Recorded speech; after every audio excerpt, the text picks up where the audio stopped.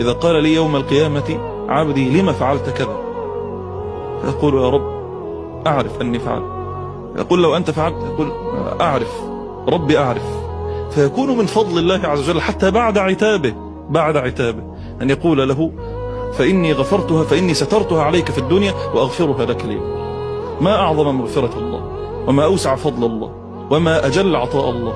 والله لا يأسن إنسان من رحمة الله، ولا يقنط من فضل الله وجود الله. عبدي إنك ما دعوتني ورجوتني. من الذي يقول ذلك؟ رب العالمين، رب العزة جل جلاله. عبدي إنك ما دعوتني ورجوتني، غفرت لك على ما كان منك ولا أبالي.